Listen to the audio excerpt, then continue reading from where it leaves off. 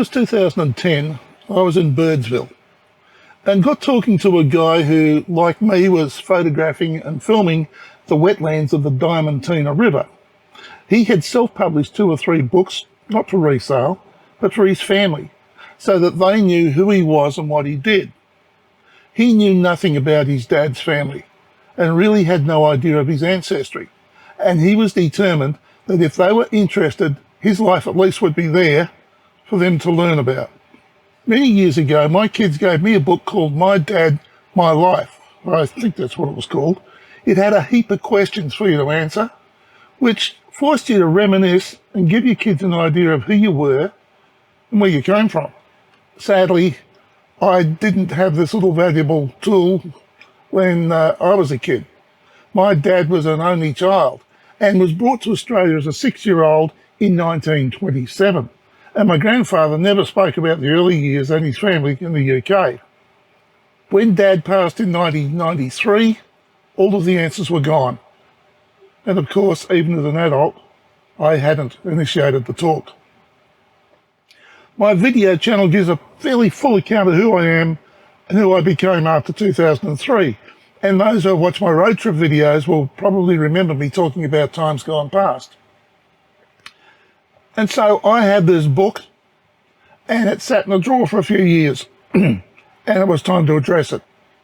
I had plenty of time on my hands. I was driving across the Nullarbor for the umpteenth time.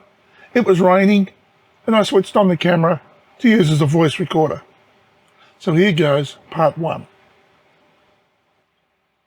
I'm Laurie Kibblewhite. I was born on the 5th of July in 1947 at the St John of God's Hospital in Subiaco in Western Australia. And initially we lived at 121 Caledonian Avenue with old Mr. Robbie. I don't remember much about that. I was just a little tacker at the time. Next door was a church, a spiritual church. And of course, because it was a spiritual church, as kids we thought it meant ghosts and all that sort of thing. Next door to that, 125 Caledonian Avenue, was my grandfather's house belonging to Reg and Daisy Kibblewhite. That house looks pretty much untouched to this day. When I last had a look at it, the gutter certainly needed replacing. We bought a house just down the road over the other side of the street at number 100 Caledonian Avenue. Now that house is no longer there. The block has been converted into a series of units. That seems to be the way these days. Over the road from my grandfather's place was Massey Harris Sunshine Harvester Company. And they used to assemble and I think manufacture mainly things like farm machinery, tractors, harvesters, combines, that sort of thing. At the time, the grower line had spur lines running into the complex itself. Although the complex these days is gone. It's a housing area. Just over the road from us was an empty paddock. And on the corner of Caledonian Avenue and Guildford Road, there was a service station.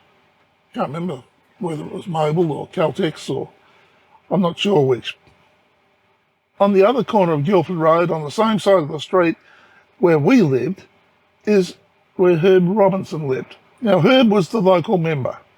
He also owned 2 picture theatres, the Roxy Gardens and the Lyric Theatre, down in 8th Avenue. So Herb Robinson lived on the corner. Over the road on the other corner of Caledonian Avenue, diagonally opposite, there was a small corner shop owned by Joe, and I think her name was Roma Barrow.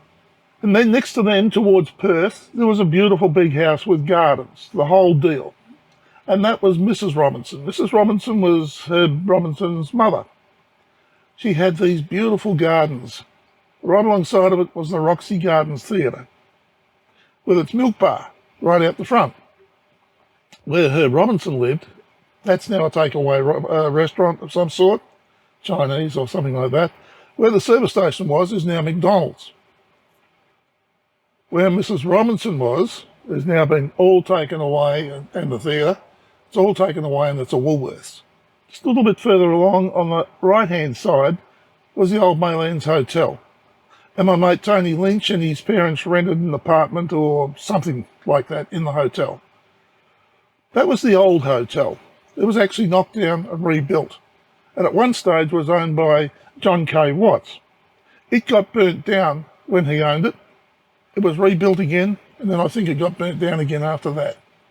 Just over the road from that was a little row of shops, grocery shops, butcher shop, and the butcher shop was run by Frank Horn, who became the owner-trainer of Village Kid, a champion trotter.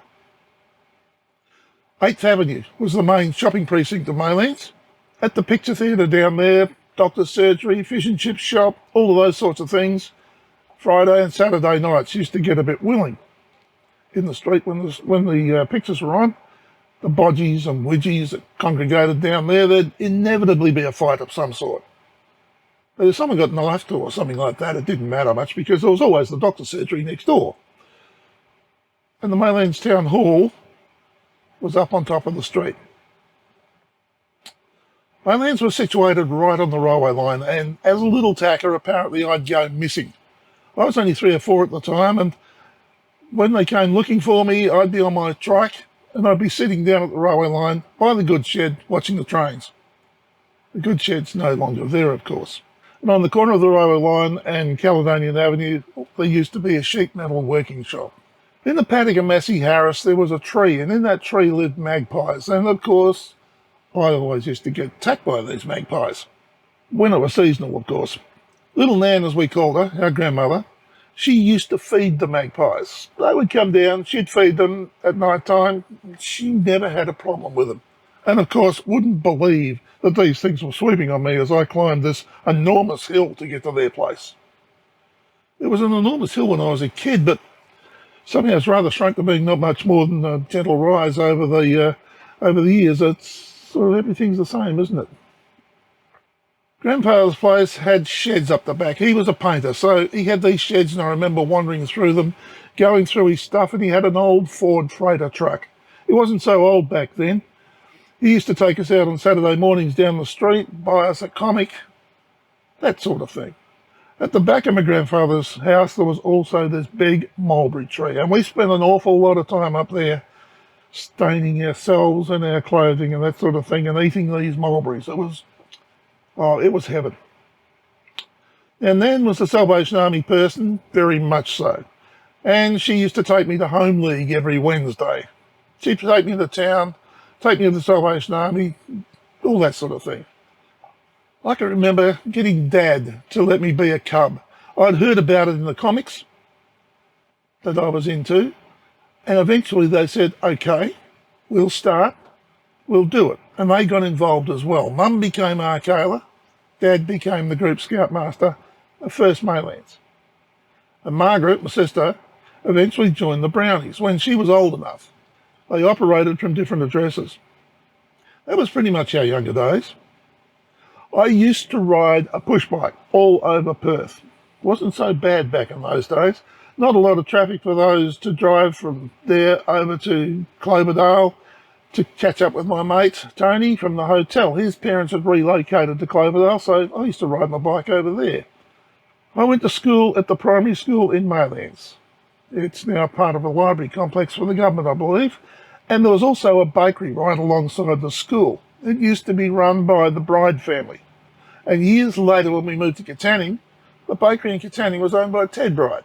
And it was his people who had this one in Perth.